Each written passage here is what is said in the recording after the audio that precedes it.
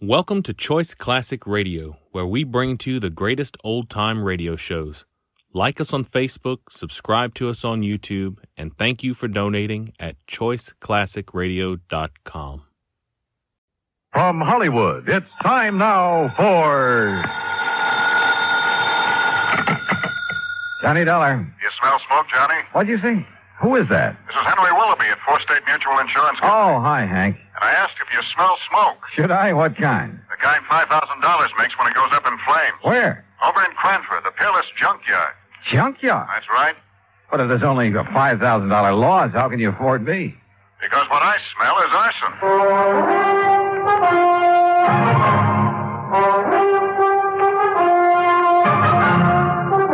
Bob Bailey in the exciting adventures of the man with the action-packed expense account. America's fabulous freelance insurance investigator. Yours truly, Johnny Dollar.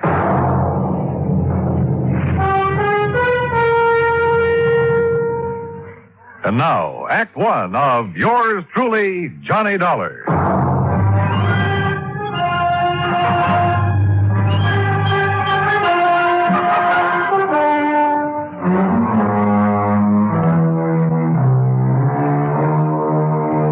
Expense account submitted by Special Investigator Johnny Dollar to the Four State Mutual Insurance Company, Hartford, Connecticut. Following is an account of expenses incurred during my investigation of the Peerless fire matter.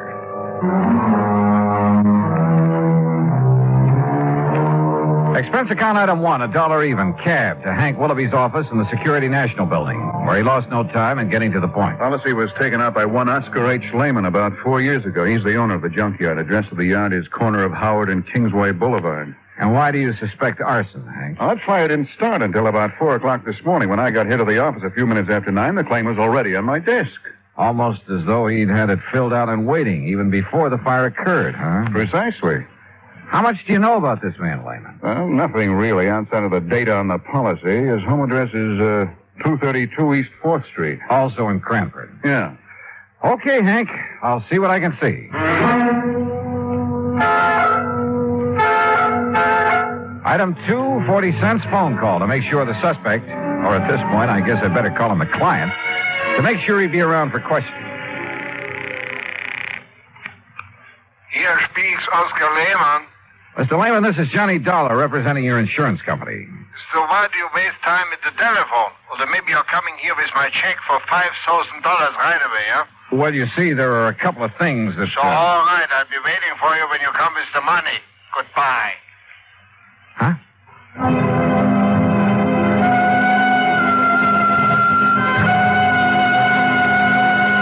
Item 3, $1.20 for a train ticket to Cranford. Item 4, $2 for an old rattletrap taxi when I got there. Cranford is a new town, or rather a new one built on what was left of the old. When the big clock company folded up at the end of World War II, Cranford kind of fell to pieces. But situated as it was, just a few miles above the busy city of New Haven, a bunch of smart New York operators had stepped in and were busy making a nice modern residential community out of it. New stores, new homes, and all the fixings. You see there in the block up there ahead? Huh? You had a big fire there this day, a big junkyard. Yeah, I see. Man, it was really hot. Thought it was going to take the 3 houses there on Howard Street along with it. You know, flying embers and the heat and all. But the wind swung around. They didn't even get touched. Yeah, well, pull up, will you? I want to look it over. Okay, mister, you're the boss. Hey, you want me to keep the meter running? No, I'll leave you here. Okay. That's 85 cents. But it would have been $1.50 to where you first wanted to go. Okay. Hey, Hey, thanks. Boy, how I hate to see that junkyard gone. Oh? Why? Oh, well, that's where I've been buying my parts to keep this old crate tied together. You know something? It looks it. Now that Peerless is gone, I'll probably either have to get a new cab or either try and fix this one up right, you know, and that costs dough. Yeah, well, happy fixing. Yeah, like I say, though, out of something bad always comes something good. Sure. And I not only mean my taxi, mister, but them houses there, too. Well, what about them? Oh, they're on Howard Street. They've been beefing their heads off ever since the yard got its license. So now, no more junkyard. Now the whole place could be residential like it ought to. Like I always say, out of something bad always something comes... good, yeah. Yeah. Now, I got to get going. Hey, you know something? Maybe that fire gives me a good idea. Like, maybe I should burn up this old wreck of mine, and the insurance company would have to give me a new one. Hey, how about that? Maybe you'd better be careful who you say that to. Oh, sure. Especially not to an insurance investigator Yeah, like well, me. don't you worry, bud. I'm too smart. You? You? That's right. Oh, happy day. In spite of the valiant efforts of Fire Chief Dale Marley and his crew, the Peerless junkyard was just that, junk. And he agreed with the cab driver. The other property owners were probably glad to see the eyesore go up in flames. Well, you wouldn't like it either, Dollar, having a place like that in your front yard. And just take a look at those folks standing around. You'll see what I mean. Yeah, I must admit they don't look very unhappy about it. So the fire started in the shed that stood right here, huh? That's right, yeah. The big shed that Peerless used to store a lot of old furniture and stuff like that. Hey, Peters, hit that corner over there with some more foam. Okay, Dave. Yeah, a fellow runs a grocery store on the caddy corner, and he sleeps upstairs over it. Said it woke him up. Went off with a boom, like a small explosion. Have you considered the possibility of arson, Chief? Yeah, I have. That's why I called New Haven and asked them to send up a couple of men from their special squad. But you found no trace. Nothing I could put my finger on. You got any ideas? Yeah? Yeah, I think maybe I have. I learned a long time ago that a lumber yard or furniture factory were about the worst places in the world to look for signs of arson. The wood goes up so hot and so fast. And the remains of this shed wouldn't be much better. So I walked over to the little grocery store and spent item 5, 21 cents, for a loaf of white bread. Then I rejoined Chief Marley at the ruins of the The shed. arson experts can come up from it. Hey, what's the matter, Dollar? You get to eat breakfast? Oh, something like that. Hey, you want a chunk? Not without strawberry jam and a cup of coffee. Hey, Herb, take it easy over there. Hey. Stomping around like that, you wipe out all the clues. Now, like I told you, Dollar, the fire started somewhere right around here. Uh-huh. And the quick shift in the wind moved it over that way. Chief. Yeah. Here, chew a piece of this fresh bread. What? That's right, chew it. Get the taste of it in your mouth. What for? Just do it, will you please? Here. Well, you got an idea, son? You bet I have. Here. You mean chewing on a hunk of bread is going... Is going to what? Now swallow it. What is this, a gag or something? No, not by a long shot. Now watch. Well, don't throw it away. Now you got my appetite up. I'll have some more. Here now. Chew on this piece. What? After you dropped it in the ashes? That's right. Chew on it. Oh, now, Go wait. ahead, do it. I'm serious. Holy kerosene. That's right. Well, I'll be doggone. Yeah? Fresh bread will pick up even the slightest trace. Even after the fire? Even after a fire. That means kerosene was brought in and poured over the floor of this furniture shed to set it off.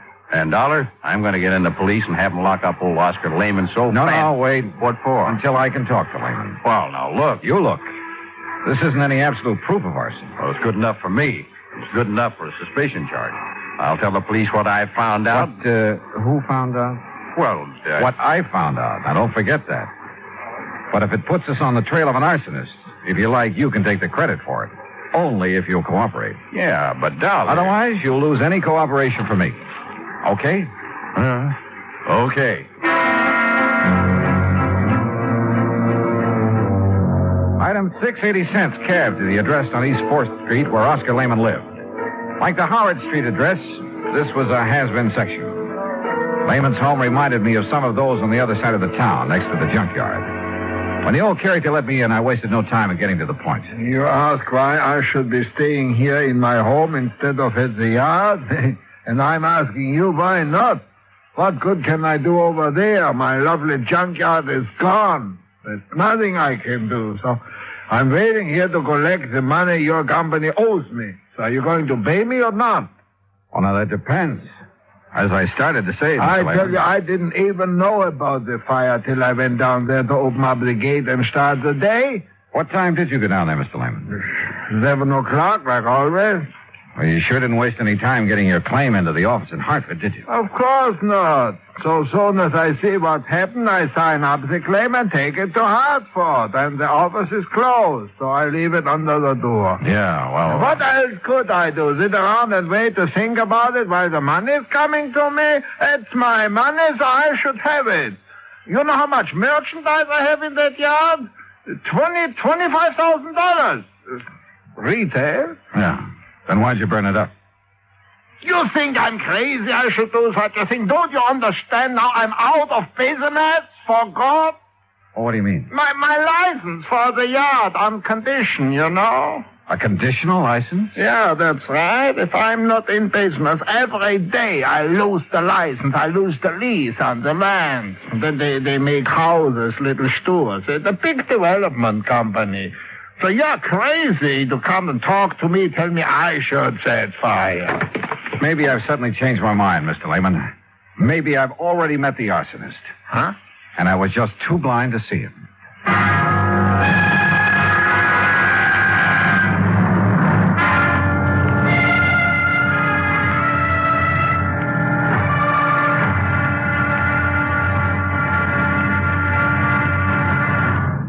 Act two of yours truly, Johnny Dollar, in a moment. Our flag now numbers 50 stars, and behind each star there stands yet another flag representing one of the 50 states. Missouri's state flag is a horizontal tricolor of red, white, and blue.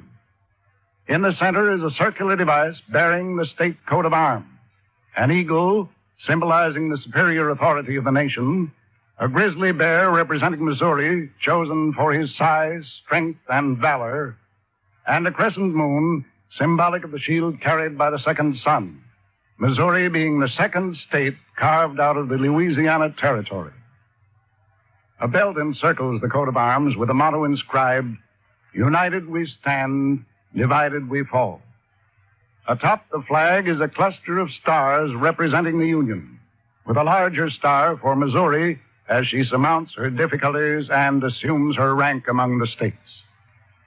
The state motto is also inscribed on the flag, Salus Populi Suprema Lex Esto. The welfare of the people shall be the supreme law. Surrounding the device is a group of 24 stars. Missouri's state flag, the flag of the 24th state to enter the Union, was adopted on March 22nd, 1913. And now, Act two of yours truly, Johnny Dollar, and the Peerless Fire Matter.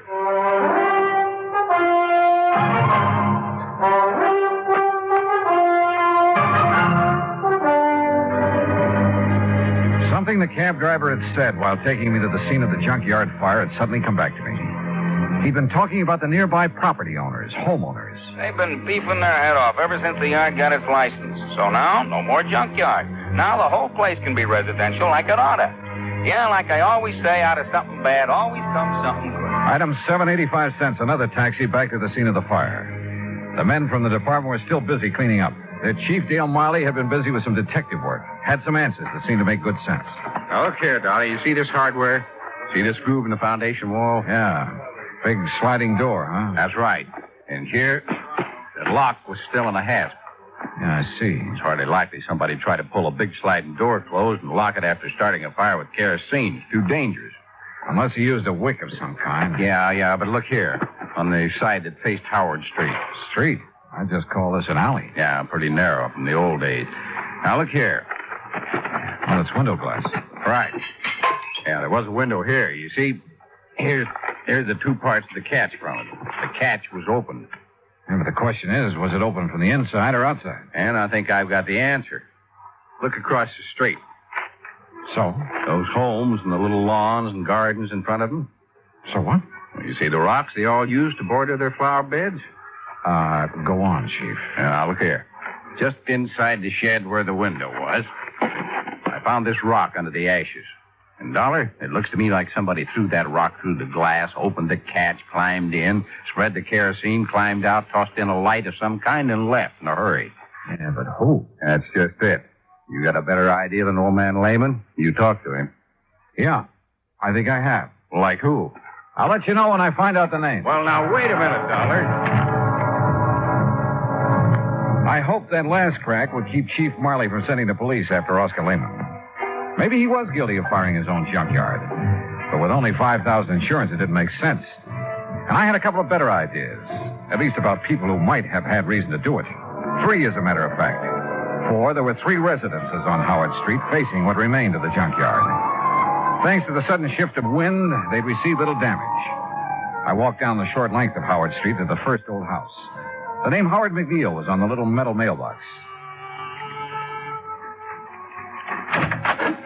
Yes, well, what is it? Mr. McNeil, I'm Johnny Dollar, insurance investigator, looking into this junkyard fire. This is a fine time to come around selling insurance after the fire's out.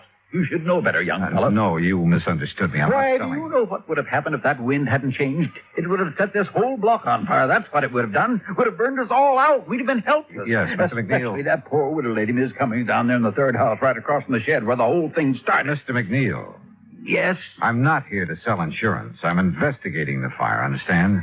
Well, don't. What's that? You can stop right now. Just leave things as they be. Don't you know that fire was a blessing? I'm not quite sure I said blessing. That fire was the finest thing that's happened around here in years. Oh, you like its having happened, huh? Just bet I do. The only way we could ever get rid of that awful pile of junk right in our front yards. Now, maybe they'll give us back our nice little park that used to sit there. Or build a lot of track houses. Yeah, But now- all right. What did they do? Anything is better than that wretched junkyard. I've hated it. Everybody's hated it. I hated it. Enough to set it on fire? Yes, sir. Absolutely. Oh, no. Was it me? Well? Mr. Dollar. A quiet, peace-loving person like me? Oh, no. Why, I wouldn't even think of such a thing. Especially since that fire might have got out of control and burned me out. Well, you carry insurance, of course. I do not. I don't believe in it. No, so don't you try to tell me anything. I told you I'm an investigator. Well, why don't you ask that Nazi if he had insurance? Nazi? Yes, that Oscar Layman that owned that dirty junkyard. Why do you call him that? Well, he's a German, isn't he? Well, that doesn't make him a Nazi. Well, it does to me. Anybody who'd wangle a license to put up a filthy place like that on our beautiful street, especially if he's a German, well, to me, he's a Nazi of the worst kind, the very worst kind.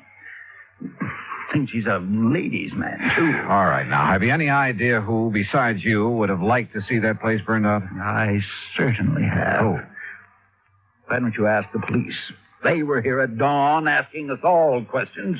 You said asking us all. Of course, I mentioned the widow Cummings that lives in the third house, and then there's Miss Gertrude Mary Anastasia Conroy, the nice spinster lady who lives next door, and it's a very charming lady, Miss Conroy. Yeah, well, now would you mind? Oh, and what spirit she has. Now, that's the way I like them, Mr. Dollar. Ladies with spirit. And do you know something? One of these days, I'm going to ask her for a date in spite of the competition.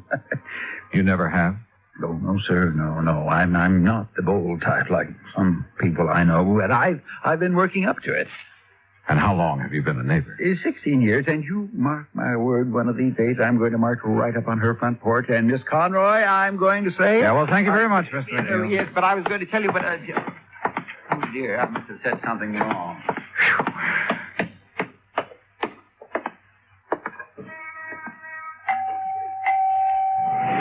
And what the devil is it you'd be wanting? Miss Conroy? That's right.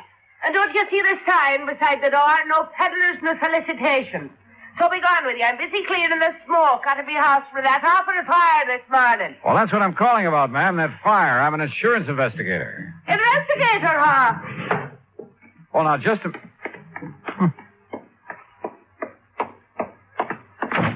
If you're an investigator, young man, let me see your badge. Badge? That's right. If you're an investigator, you're a detective. And if you're one of them, you're with the police force. No, And if you... you are, you can go right back and tell your chief I've had me feel right up to here with answering full questions about that fire. As if I myself did it, huh? Well, did you? For years now, I've connived and connipted how to get that terrible, dirty, filthy junkyard out of this neighborhood. And now, poor soul, he's lost it. I could cry my eyes out. You what? Oh, such a lovely old man he is when I finally met him, that dear Mr. Layman.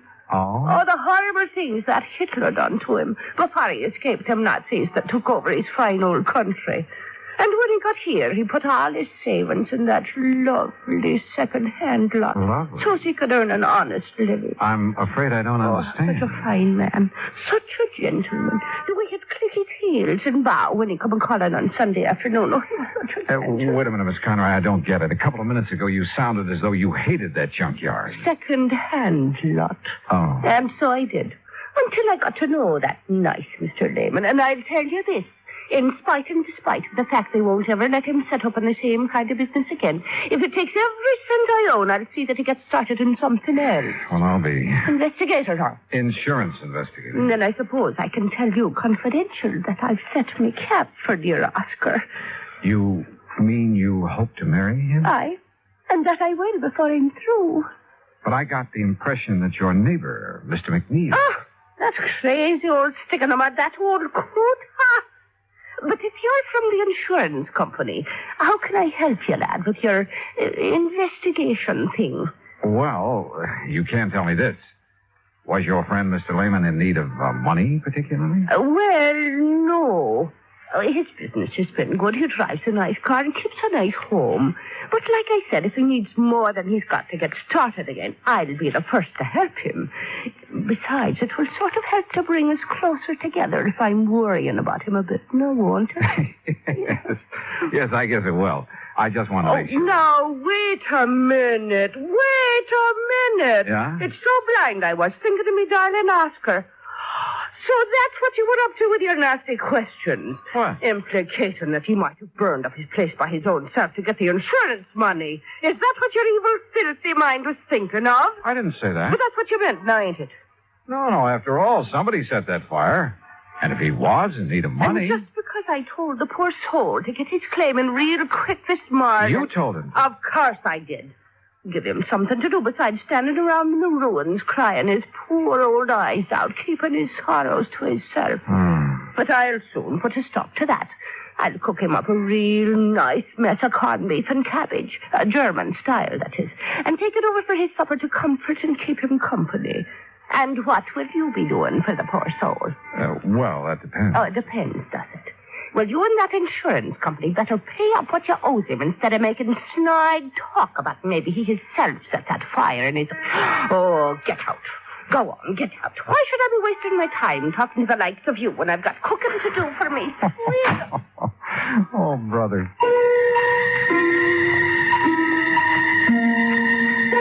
This was turning out to be the most offbeat insurance matter I ever handled. Well, there was only one suspect left. The woman living in the third house opposite the shed where the fire had started. The widow Cummings, McNeil had called her. I went up on the porch, rang the doorbell. And again.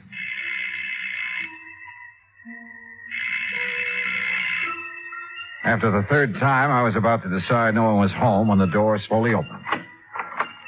And just inside the door, in a wheelchair, sat a little old lady, pale, gray-haired. Her face reflected years of pain. Worry. I've been waiting for you to come, Mr. Dollar. So you know who I am? I overheard you at my window when you talked to Mr. McNeil and Miss Conroy. Listening to the neighborhood is the only thing I have left these days, tied down as I am to this wheelchair. Yes, I see. I'm sorry. Come in and sit down, please. Thanks. There's no one to take care of you here? Only Rudolph, who does as little as he dares. And you must take him away, Mr. Dollar. Rudolph? My stepson, who keeps me here, waits for me to die.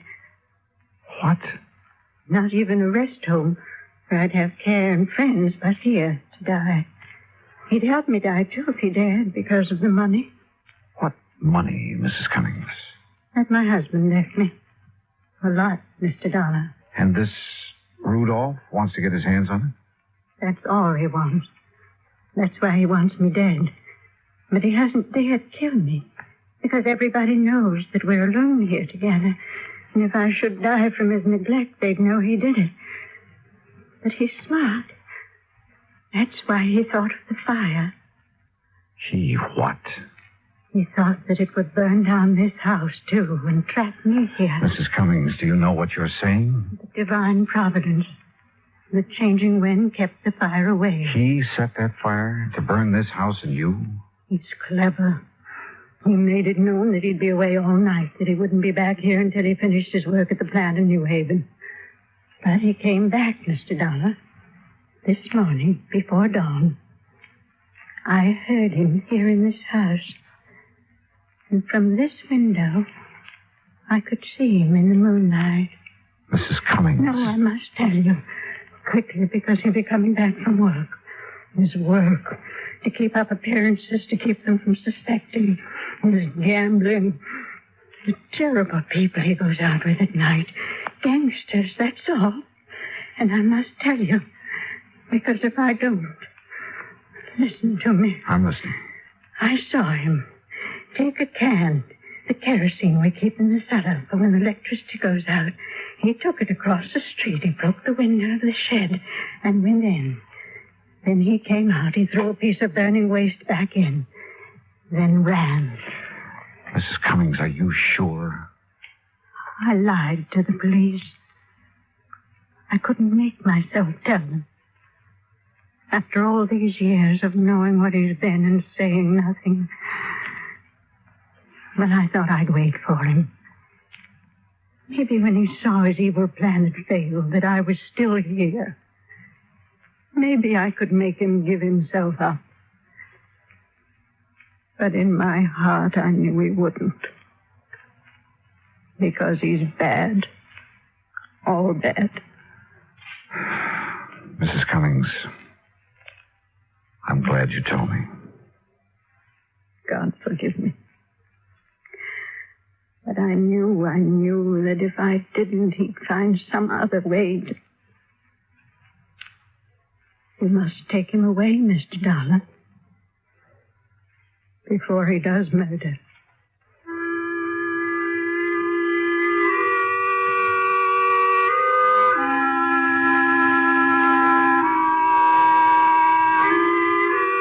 Expense account item 8, $10, board and room. I've stayed an extra day in Cranford to clear things up. For while I waited for Rudolph to return, I found the kerosene can he'd used down in the cellar. Chief Marley found the top from it in the ashes. The police have since found only his prints on it. Rudolph is in the city jail. And I'm sure Mrs. Cummings will testify against him.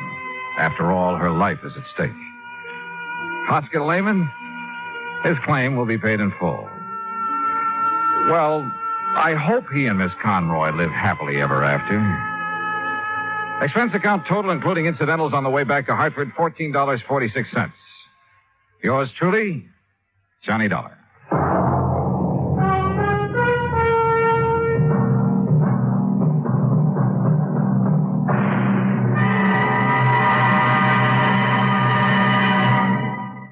Now, here is our star to tell you about next week's story. Next week, exploration in the high Sierra country of California.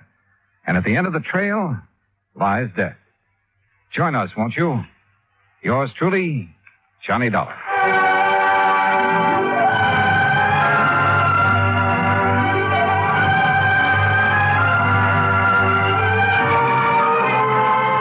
Yours truly, Johnny Dollar, starring Bob Bailey, originates in Hollywood.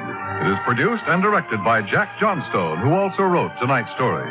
Heard in our cast were Virginia Gregg, Peggy Weber, John Stevenson, Herb Vigran, Hans Conried, Forrest Lewis, and Parley Bear. Musical supervision is by Amerigo Marino.